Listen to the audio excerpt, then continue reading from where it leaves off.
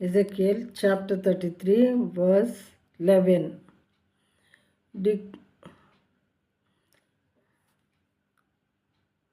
Say to them, as I live, declares the Lord God, I have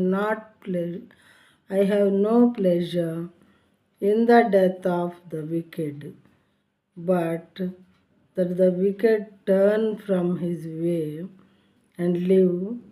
Turn back from your evil ways.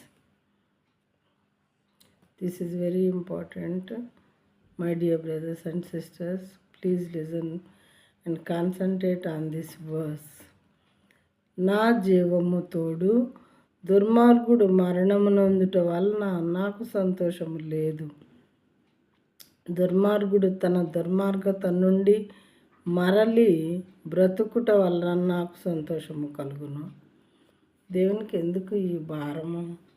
దుర్మార్గుడు చేస్తే ఆయనకెందుకు, మంచివాడు చేస్తే ఆయనకెందుకు అని అంటే, దేవుడు లోకంలో ఎంతో ప్రేమించెను అని జీవగ్రంథంలో రాయబడి ఉన్నది. ప్రియమైన వారలారా, ఆయన ఈ లోకాన్ని, లోకంలోని ప్రజలను సృష్టించి తన బిడ్డలు కనుక ప్రేమించటం వలన దేవునికి ఈ భారం వచ్చిందనమాట. ఆయన ఈ లోకానికి వచ్చి సర్వమానవాళి కోసం తుచ్చమైనటువంటి మానవుల చేత కొట్టబడి తిట్టబడి శిలువ మరణం పొందటంలో ఆయన చూపినటువంటి ప్రేమే ఇక్కడ మనకి వాక్యం ద్వారా అర్థమవుతుంది.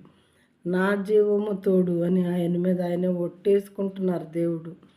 దుర్మార్గుడు మరణము నొందుట వలన నాకు సంతోషం లేదు. దుర్మార్గుడు చనిపోతే కూడా నాకు ఇష్టం లేదు. వాడు తన దుర్మార్గతలో ఉండి చావటం వల్ల నాకు అసలు ఏమాత్రం సంతోషం లేదు.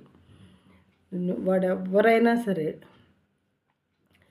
దేవుని దూషించేవాడైనా, దేవుని తిట్టేవాడైనా, మనుషులను దూషించేవాడైనా, మరి దుర్మార్గమైన పనులు చేసేవాడైనా సరే, ఎవరైనా కానీ వాడు పాపంలో ఉండి చావటం నాకు ఇష్టం లేదు. ఆ పాపాన్ని విడిచిపెట్టి మారుమనసు పొంది రక్షణ పొంది చనిపోయి పరలోకానికి అర్హుడై చావటమే నాకు ఇష్టము అని చెప్తున్నారు దేవుడు. దుర్మార్గుడు తన దుర్మార్గత నుండి మరలి బ్రతుకుట వలన నాకు సంతోషము కలుగును. ఎంత ప్రేమ కలిగిన తండ్రి. వాక్యం ద్వారా మనం వాక్యం వినిసిన సహోదరులారా, మీరెవరైనా సరే జీవం కలిగినటువంటి దేవుని వాక్యాన్ని చక్కగా అర్థం చేసుకొని మీ హృదయాల్లో పరివర్తన కలిగి మీలో ఉన్నటువంటి దేవునికి ఆయాస్కరమైన మార్గాలు ఏవేవని అవి విడిచిపెడితే ఆయన క్షమించి పరలోక రాజ్యాన్ని మనకిచ్చేవారుగా ఉంటారు.